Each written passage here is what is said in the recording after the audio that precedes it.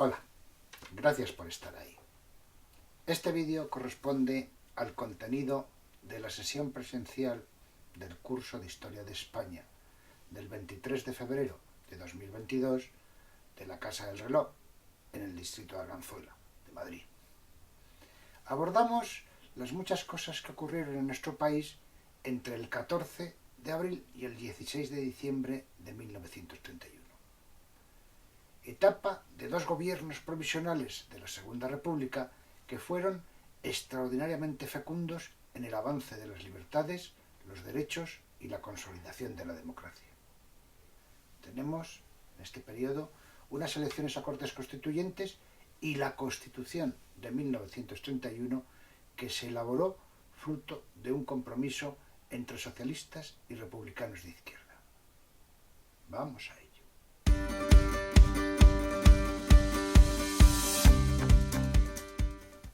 Gobierno provisional de la Segunda República.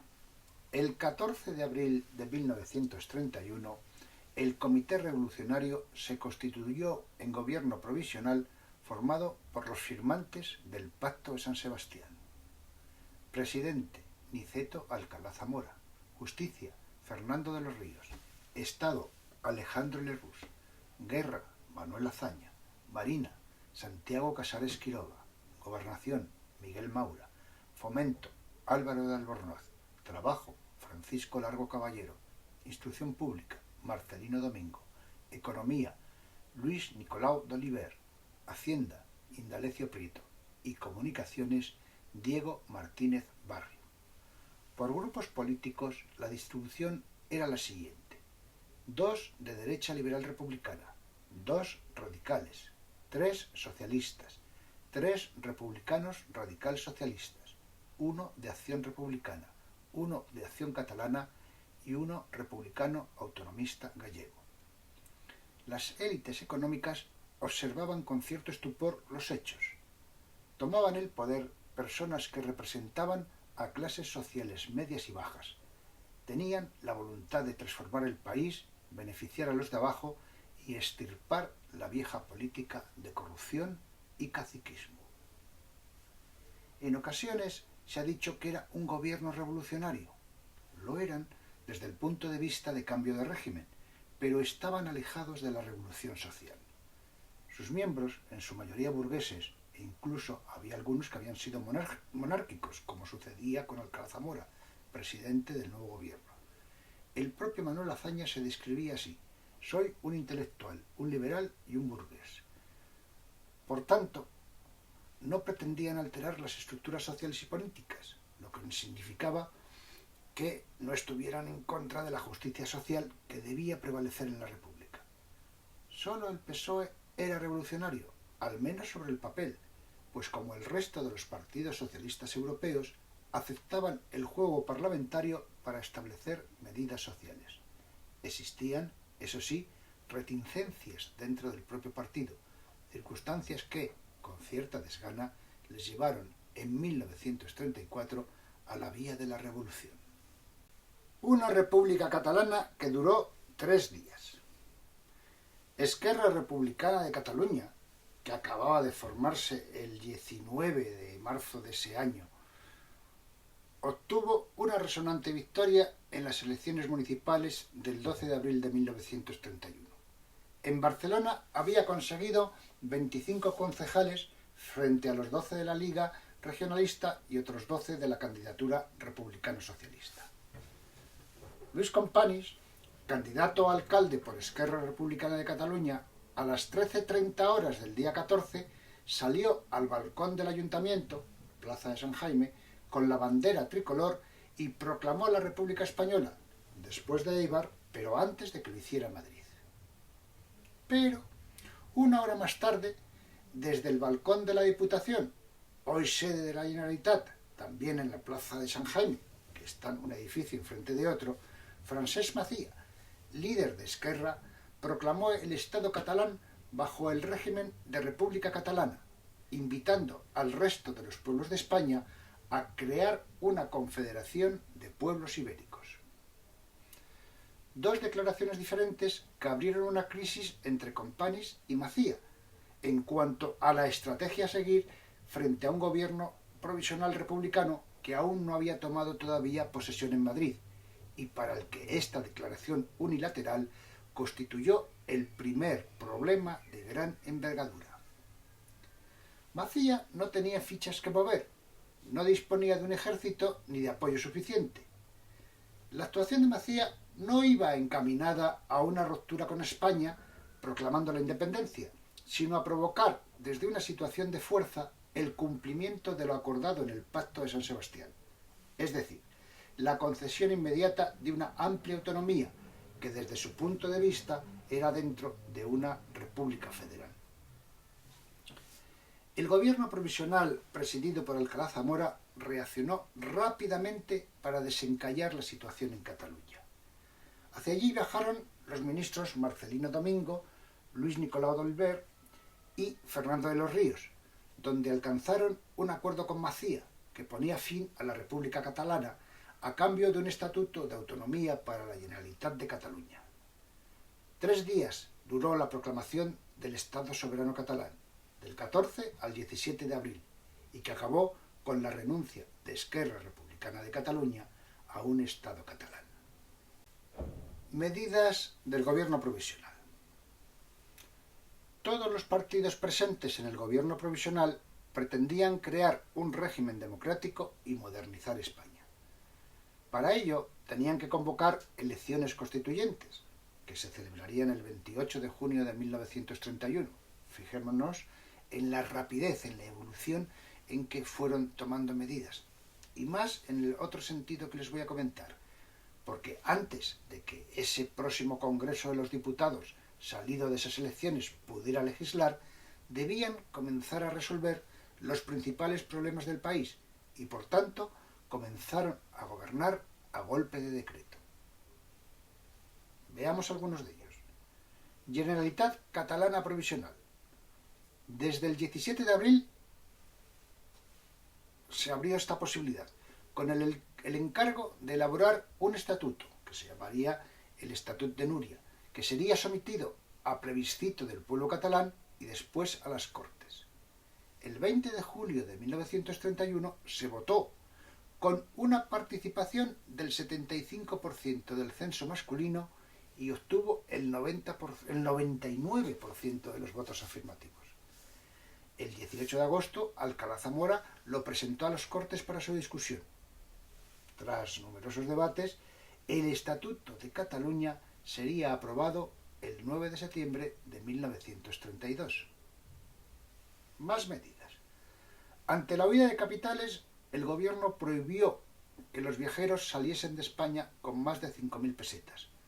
Se prohibieron igualmente la exportación de metales preciosos y las transferencias de fondos fuera de España. También amnistía general de los delitos políticos incoados por la monarquía y la dictadura y la petición de responsabilidades a esta. Asimismo, la concesión de garantías a los propietarios si sus tierras eran expropiadas. Se reconoció la personalidad jurídica de los sindicatos. La reforma del ejército, encargada a Manuel Azaña, ministro de la Guerra, planteó la disminución de divisiones de 16 a 8.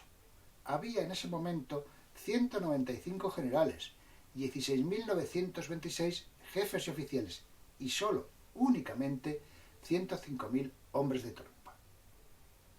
Se planteó una proposición de lealtad a la República, con la salida de caballeros, la salida honrosa, una jubilación anticipada, de que los que no quisieran firmarla podían retirarse con la paga íntegra.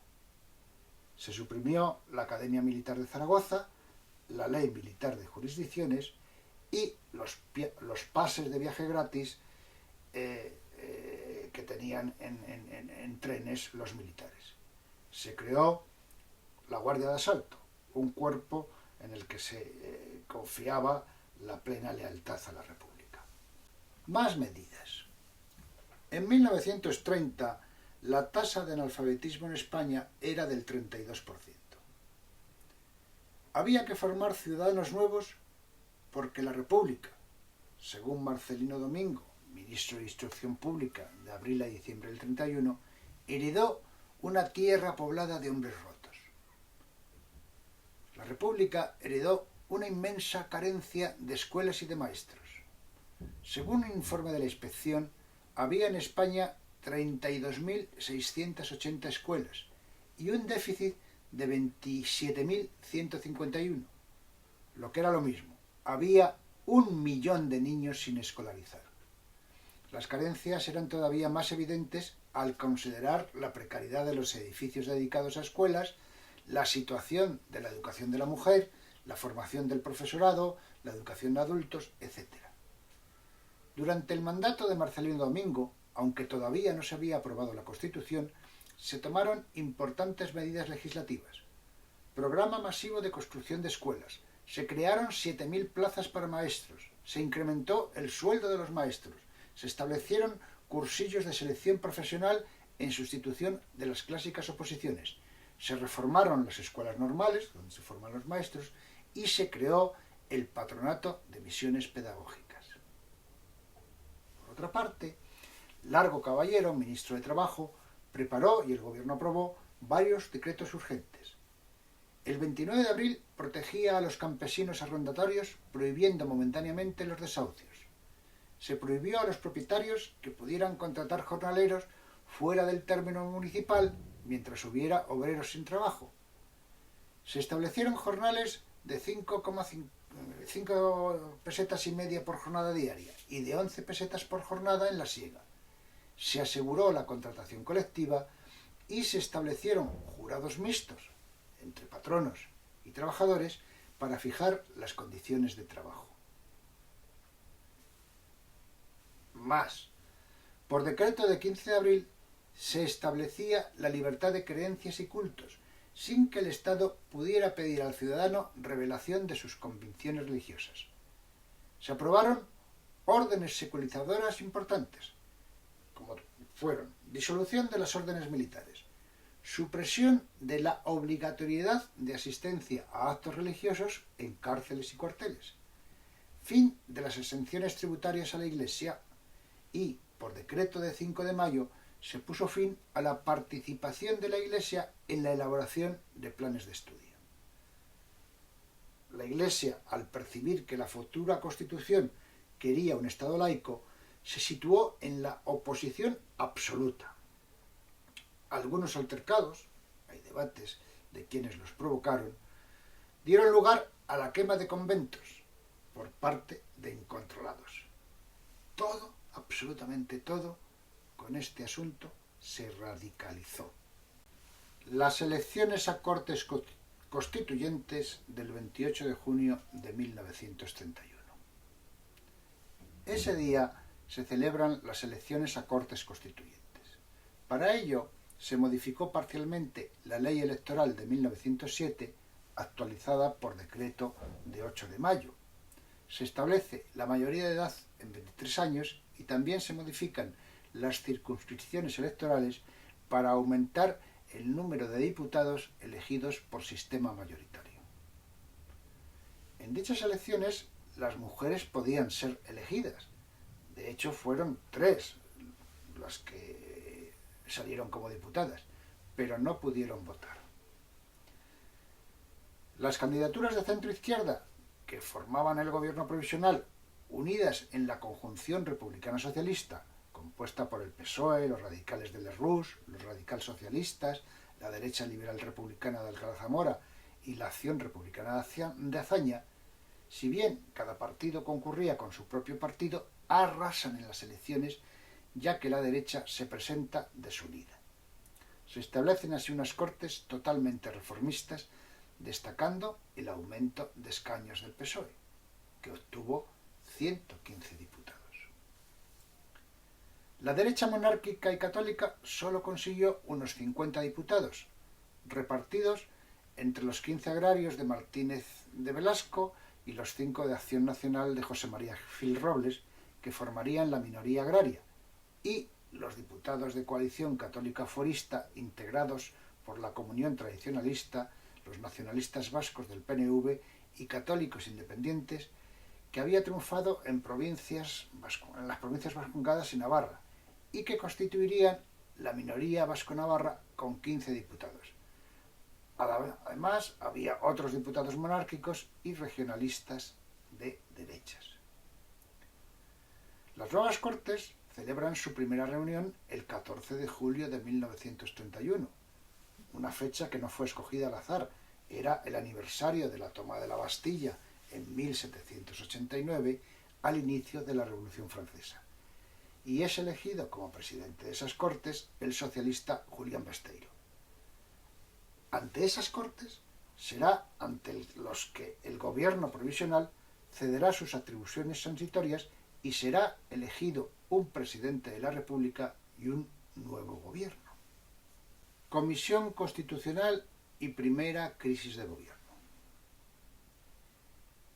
El 14 de julio, las Cortes ratificaron el gobierno provisional y crearon una comisión de 21 diputados bajo la presidencia del socialista Luis Jiménez de Asúa para elaborar la Constitución republicana.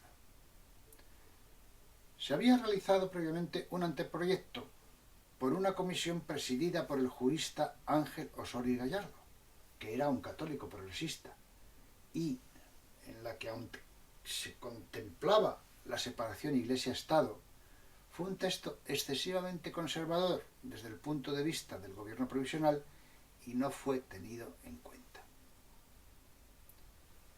La comisión de verdad, la creada el 14 de julio, avanzó con cierta rapidez en la elaboración del contenido de derechos ciudadanos y principios de carácter social.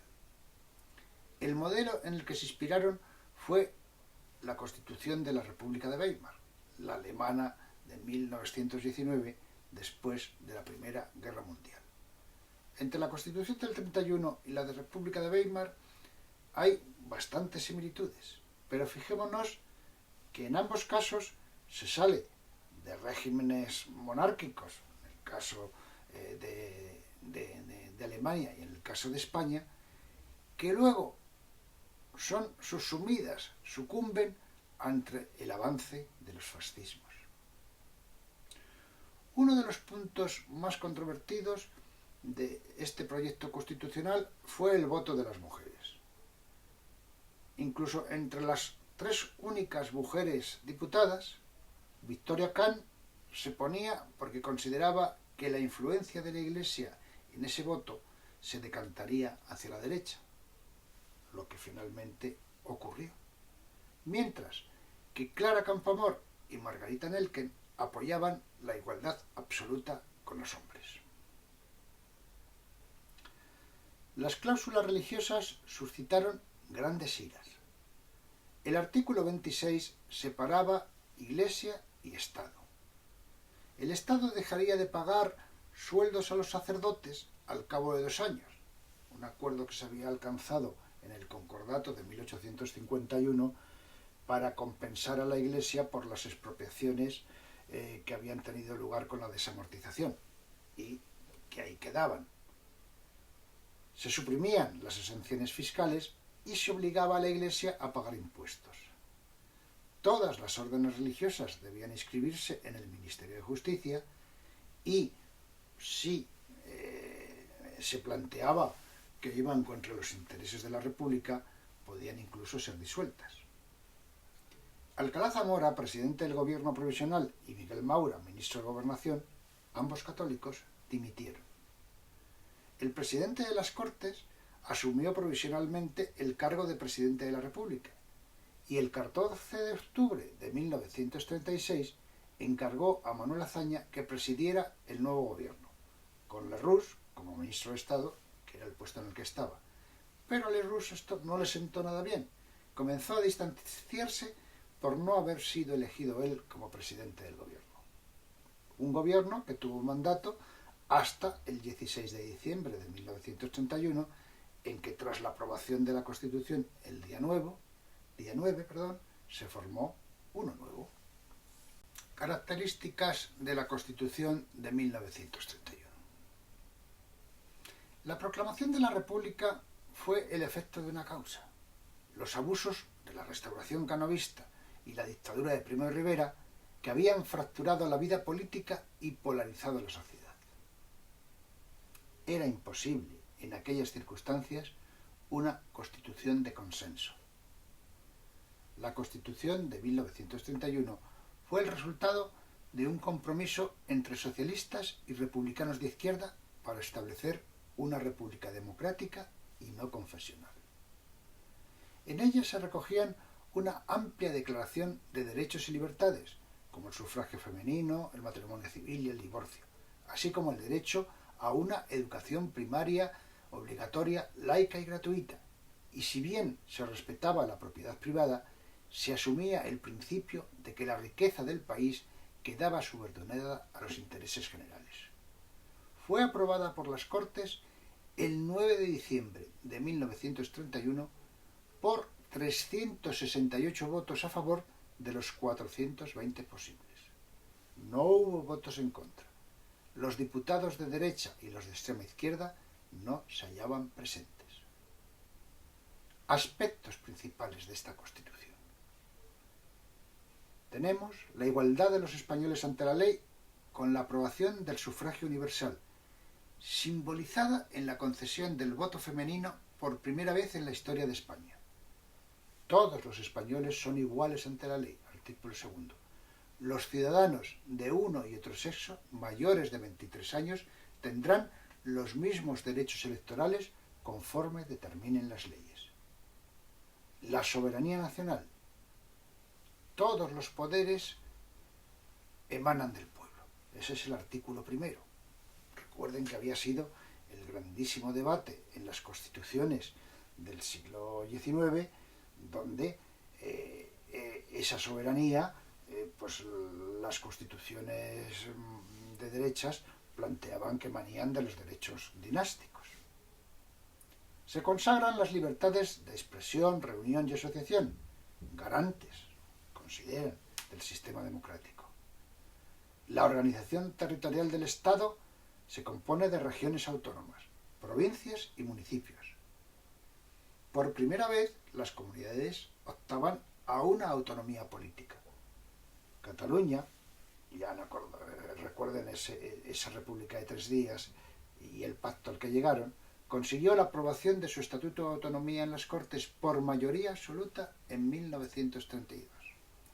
El Estatut de Núria definía a Cataluña como una región autónoma dentro del Estado español y aprobaba la cooficialidad de las lenguas catalana y castellana. La Constitución de la Generalitat, o Gobierno de Cataluña, y el Parlamento Autonómico. Y ya nos hemos referido. La libertad de culto convertía a España en un país laico o aconfesional. El Estado español no tiene religión oficial. Artículo 3. España ha dejado de ser católica, declaró el ministro Manuel Azaña. Si han llegado hasta aquí, tengo una deuda de gratitud con ustedes por su paciencia. Lo agradezco sinceramente. Estamos iniciando nuestra historia inmediata, lo que acarrea la dificultad de tratar con todo respeto aspectos que pueden haber afectado a nuestros antecesores más directos. Trataré de no ofender a nadie y pido disculpas si involuntariamente llego a hacerlo. Tomen mis palabras como un punto de arranque, una palanca para continuar, avanzar, leer, fomentar su espíritu crítico, en una palabra, que es lo que siempre les pido. La pandemia por ahí sigue. Les ruego, por tanto, que se cuiden, que nos cuidemos